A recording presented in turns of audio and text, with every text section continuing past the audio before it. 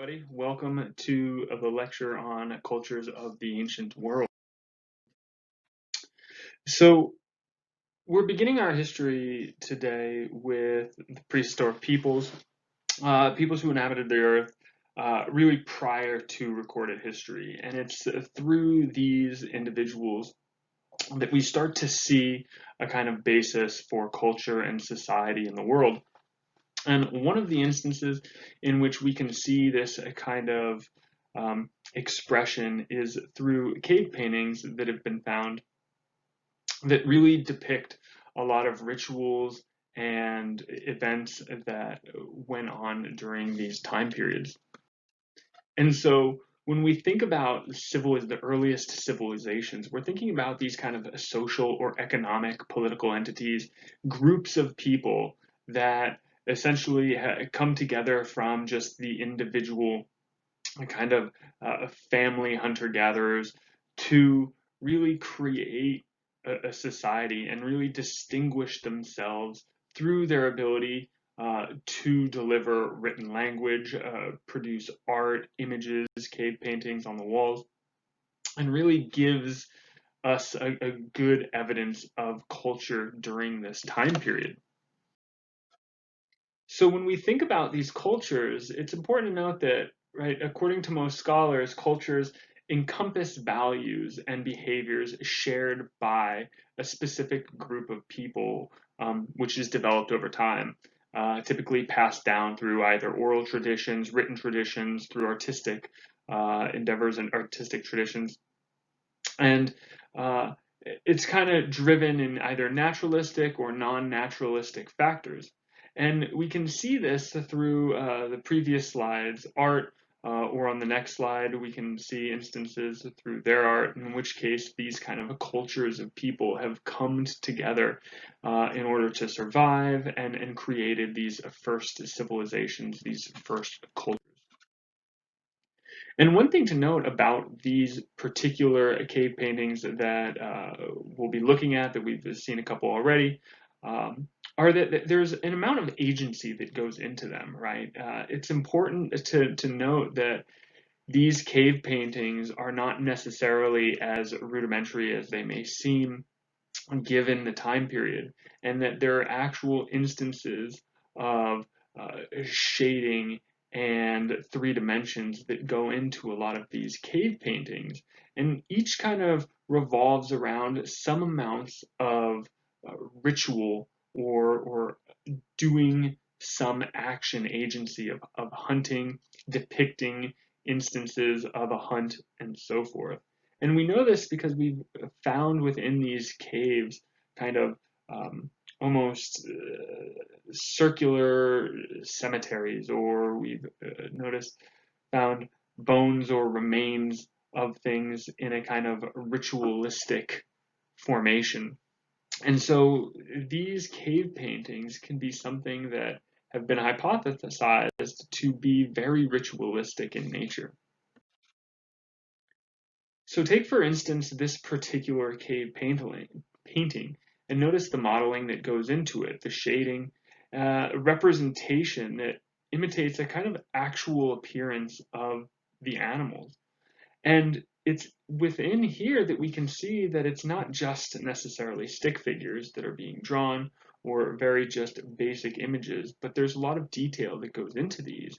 And especially doing this type of stuff in caves on these walls speaks volumes to the amount of kind of sophistication, ability to see and copy down what the eye is seeing, very similar to how we illustrate nowadays.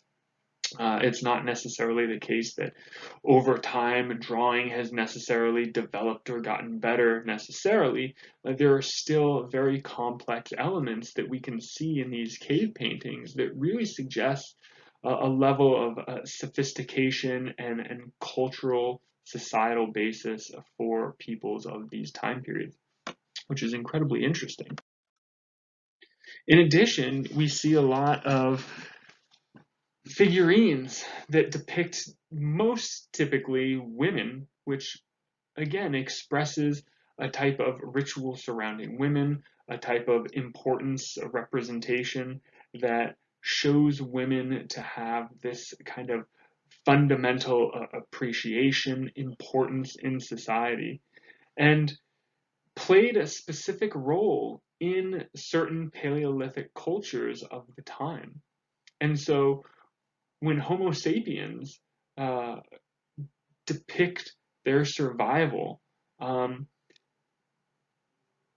it's done so through this kind of recreation of um, kind of the childbearing figure, the procreative um, fundamental nature of women and their importance in society during the times.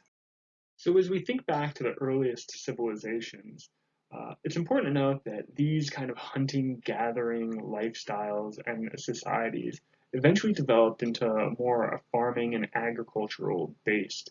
The idea of growing and farming food became much more convenient than constantly hunting and following herds across the lands. And it meant a better ability to sustain life, to set up roots, able to create a kind of a social sphere in which we can develop kind of laws and societies. And this happened mainly around the great rivers in the Middle East, in North Africa, in Asia, and really, really provided a kind of a consistent way in which we could farm, right? Back uh, back in these prehistoric times, it was important to really understand a sense of how rivers would flood, being able to release nutrient-rich soil across the land, and places that became the most populated in these river cultures were typically in places that had more consistent river flooding. So places like the Tigris, the Euphrates, the Nile, for instance, in Egypt. And so it's through these irrigation techniques that we really created a sense of agriculture and also a kind of farming, animal husbandry, right? The ability to really mate animals and produce animals for not just food, but also services as well. So as we're moving into the Neolithic period, there becomes a transition basically from this kind of hunting and fishing lifestyle that we just talked about into a more agricultural led lifestyle. But this also allowed for the creation of pottery and artistic expression through artifacts. And now, because we're rooted in places that are more um, in place, more consistently stable, we're able to create certain types of artifacts, pots, certain tools, statues, amulet types of figurines that don't need to constantly be carried around. They can be stored, they can be set in places. And it really created this boost in not just agriculture, but also in artifacts, um, clay making, pots, pottery wheels, and so forth. And so, speaking of this Neolithic period, we see these kind of firing of clay figures, which we don't necessarily find in the Paleolithic era. In the Paleolithic era, we find these kind of molds or unfired sculptures, but not necessarily those that have been really created into the artifacts that we know about today.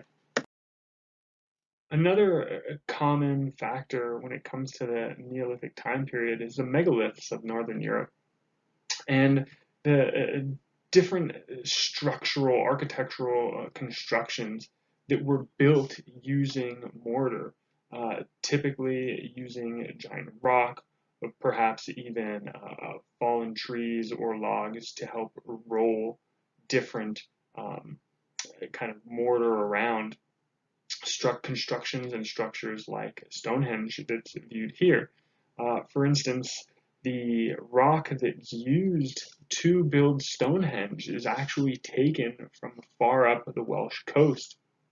And so we see that in order to bring about these these stones, this mortar, down to this part of southern England required a lot of transport. And this is incredibly impressive given the fact that they don't have any forms of even the most basic or primitive transportation.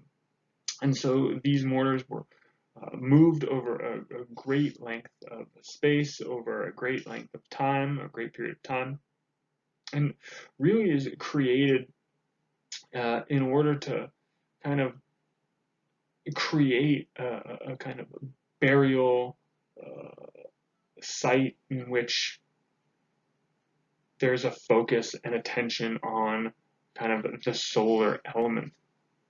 And so around this megalith, you see mounds, and these mounds are burial sites for workers who have helped construct perhaps these particular megaliths in Northern Europe. Another feature of this time period is the oral traditions that get passed down through myths. Now, it's important to note that when we talk about myths, we're not necessarily talking about made up stories. We're not talking about myths necessarily. When we talk about myths, we aren't necessarily talking about made up stories like the Odyssey or the story of Achilles. Instead, myths are taken to be really a story about culture that's passed down typically as being true. And before a time of written tradition, most societies and cultures at the time would pass down their histories through the oral tradition of myth, through storytelling. And it's through these recitations, through reciting stories, that peoples begin to learn and pass down their histories and stories.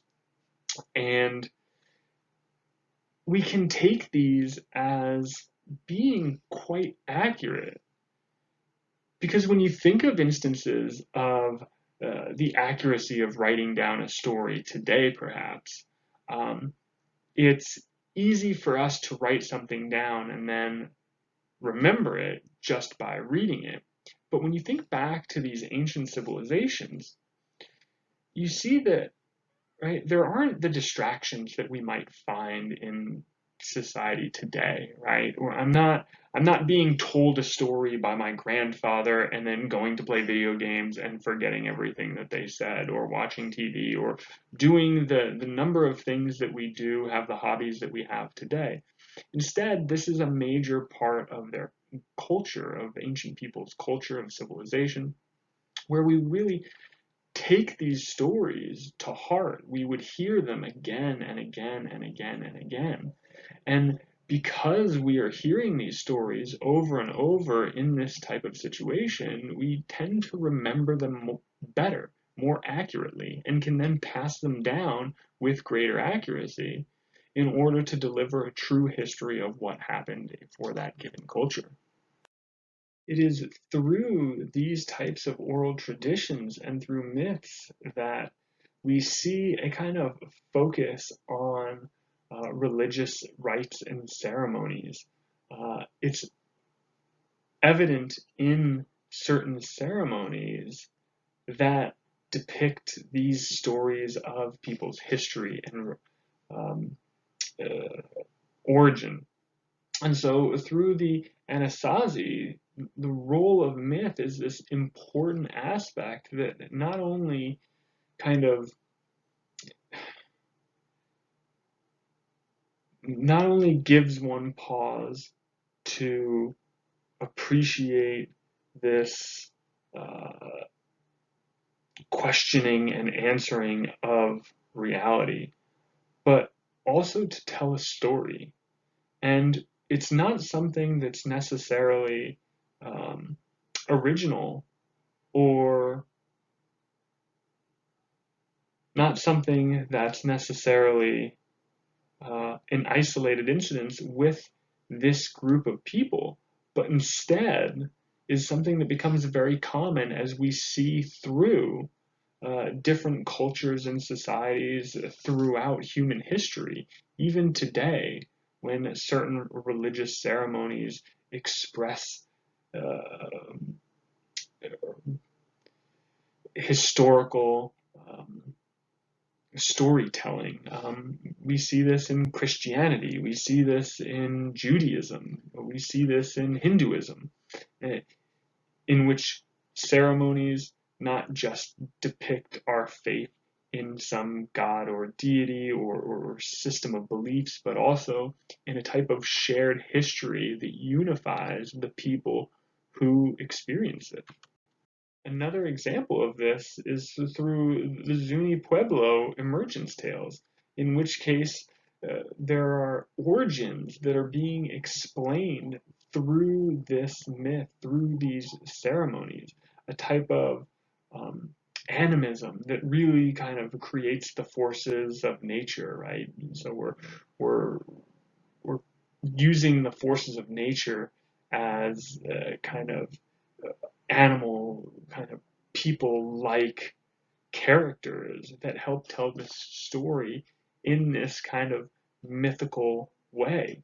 We essentially anthropomorphize nature to incorporate or not incorporate, to understand our creation, the way in which the world began, the peoples were created and began. Now, even across the continent, in Japan, we see myth being used, right? Again, not something that's just an isolated event to these kind of river cultures of the Middle East and North Africa. Um, Instances of emperors who were kind of deity figures, who were godlike figures that would be expressed through these types of oral traditions. And kind of reside in the heavens, but also above the society at large, above the culture as, again, emperors or kings. Another development we see is tombs and different elaborate structures that are being created. Um, it's often thought that in ancient kind of Neolithic civilizations, certain civilizations around these river cultures, that there isn't a very established or sophisticated system of construction of buildings or tombs and things like this, but it's actually not the case. There actually is a lot of sophistication and waterways and burial sites. There are buildings with windows and stories that we've been able to uncover as being fairly intricate given the time period. It is in Ur that we see perhaps the most preserved of these types of temple ritual sites, that still to this day is a preserved part of the kind of southern plains of Mesopotamia. And it's as we move into the 2000s BCE that we see that under Sargon I, the Akkadian people really kind of conquer cities throughout Mesopotamia and either destroy and or rebuild and give rise to cities, temples, ritual sites where we find these different not only structures but also statues and figures kind of either commemorating or just expressing a bit about the culture of this time period.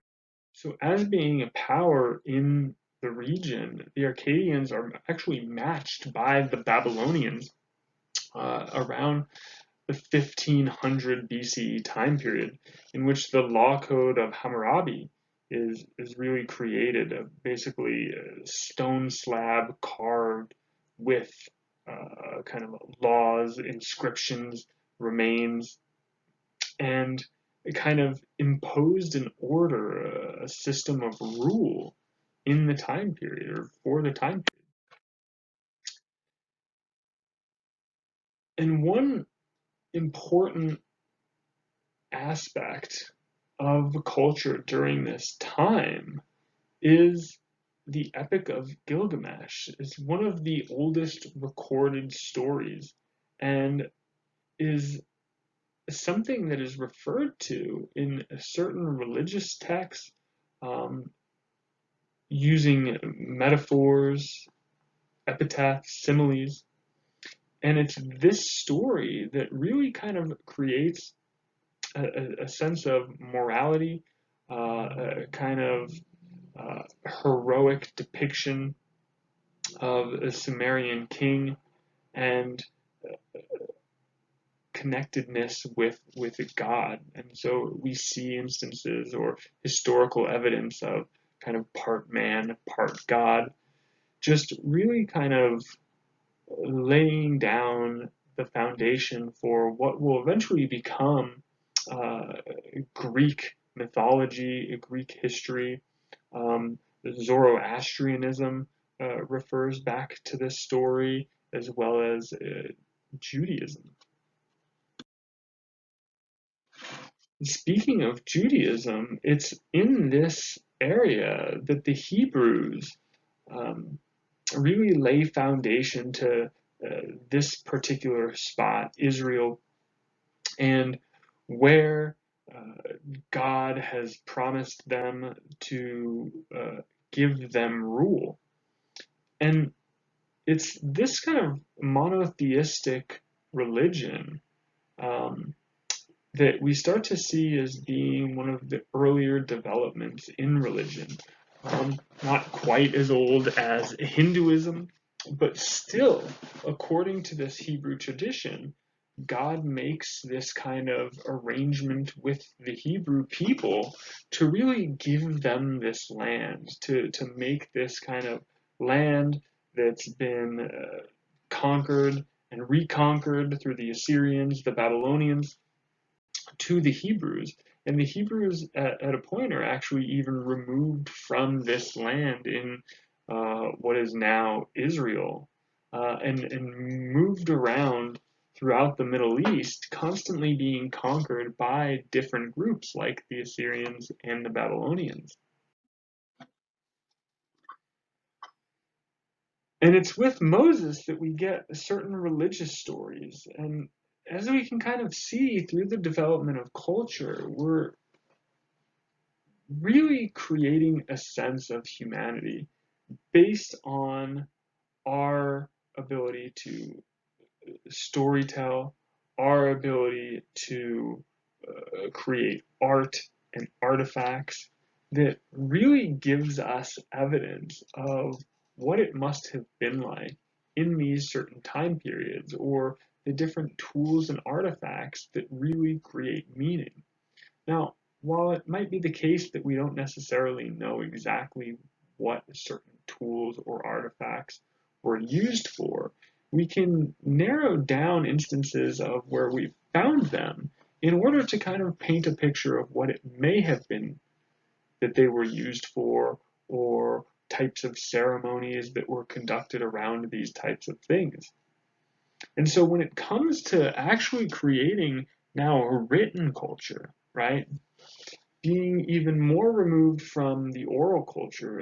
Even when we look at the Hebrews in Jerusalem and Israel, and the stories being passed down, the early stories of, let's say, the Old Testament being an oral tradition that's passed down orally, we get to a part where we start to really develop more of a kind of written culture.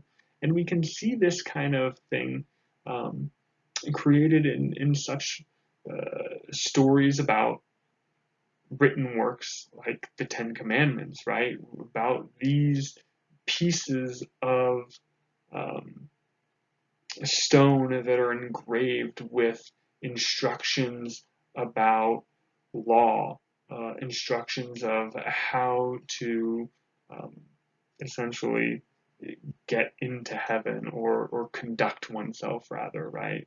How to behave according to the rules of God.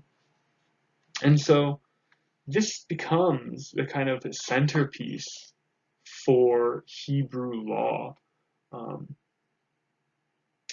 which consists in terms of written history as the first 5 books of the Jewish Bible. So the Torah, the first 5 books of the Jewish Bible, Genesis, Exodus, Leviticus, Numbers, and Deuteronomy, make up that first part of the Jewish Bible or the Old Testament, and becomes this kind of written down history of a people's, but also an origin story, just like with cultures and civilizations past.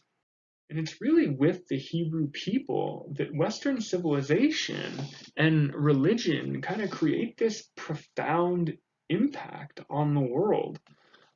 Hebrews at the time, right, culture dominated by prophets, serve as the mouthpiece of God, really claim to understand rules of law and God's order and help create this civilization, but not necessarily just in this kind of region of Israel and Judah, but rather throughout the world. Because it's during this time that we see the diaspora, the dispersion of the Jewish people from their land, in which Jews flee persecution and to go to North Africa, to go into Europe, to go into Asia, and start to kind of create a system and culture and civilization based on this history into these different areas of the known world. And in the 500 BCs, we see that the Persian Empire, the new up and coming empire in this region, basically conquers the Babylonian army and is able to free the Jews, which kind of allows them to spread throughout the world. And under the king of the Persian Empire, King Darius, we see that the Persian Empire stretches basically throughout the entirety of the Middle East and parts of North Africa, and really kind of creates now that culture for the region. And so during this time of kind of Babylonian, Persian Empire domination of the Middle East, we also see a kind of stability of the Egyptian culture. I mentioned this idea that the Nile and its consistent flooding helped make it one of the premier places to inhabit, somewhere where agriculture can thrive and um, the grounds could be rich with fertile soil, fertile silt that is deposited from an overflowing Nile River in certain months of the year. And it's through this that Egypt is able to really kind of create its own empire and culture that influences Western civilization from roughly 3000 BC up until the turn of the millennium. And so when we look at Egyptian culture, there are a couple main periods, 3 main periods specifically, that really make up this culture: the Old, Middle, and New Kingdoms. And during each of these periods, there was pretty consistent peace and stability.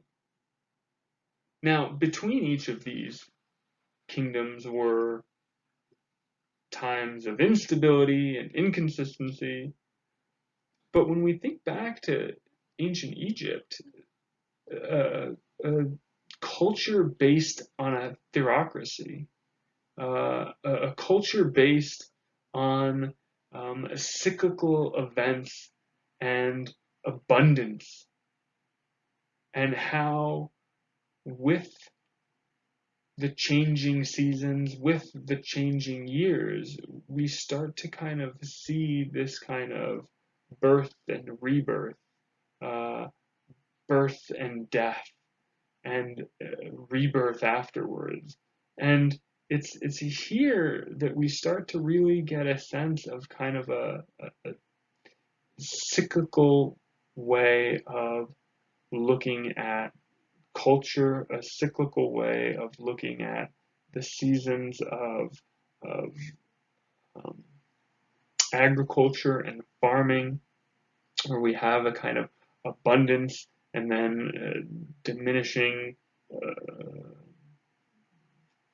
diminishing resources, followed by abundance again, followed by devastation and a lack thereof, and so forth and so on. And it's this kind of consistency that allows Egypt to really kind of maintain a stability, right? When we have consistency, we're able to better plan, we're able to better create based on what's coming, and therefore, this kind of way of harvesting, this way of thinking, this way of existing, becomes a very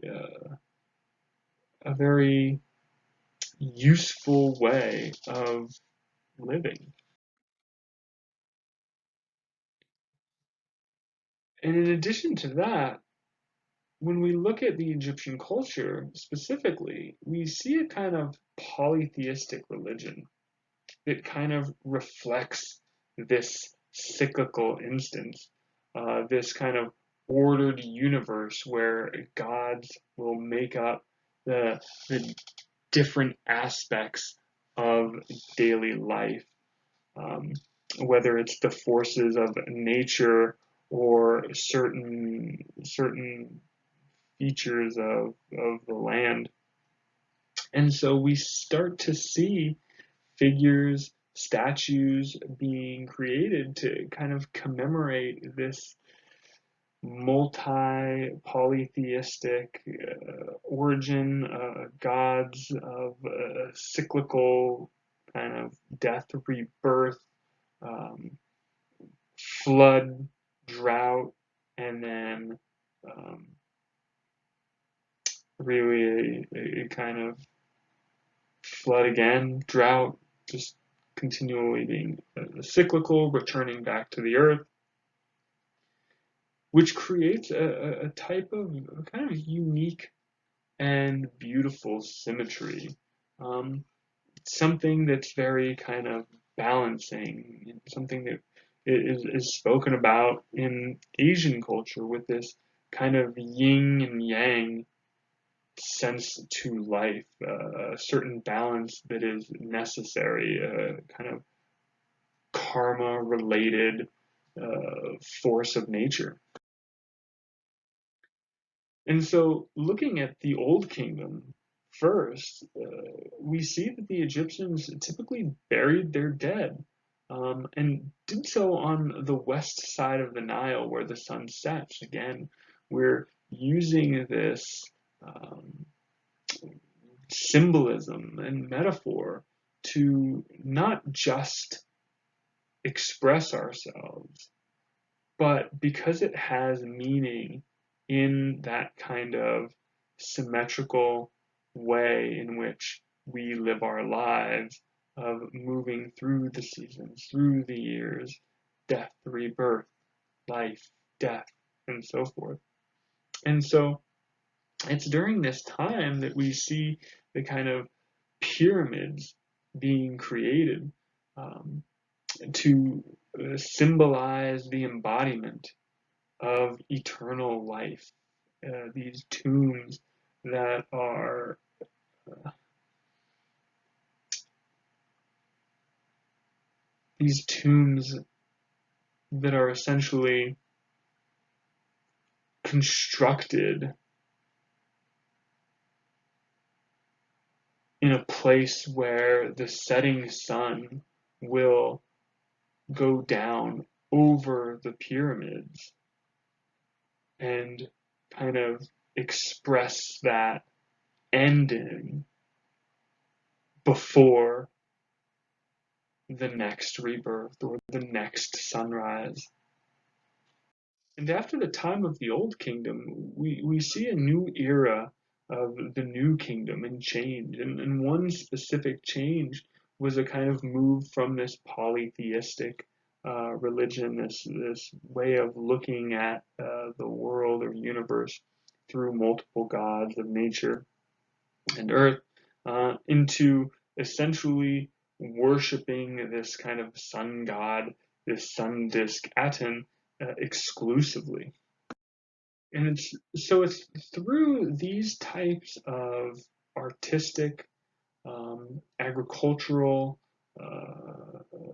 oral, and written traditions that we really get a sense of the beginning of Western civilization, the beginning of a culture and society in the world. And as we move on, we will see that it's not just necessarily these aspects that really tell the story of our history as people on the planet, but also that we start to see a focus on things like politics and philosophy and music that begins to be more of a focus and more developed over time to tell the story of humanity.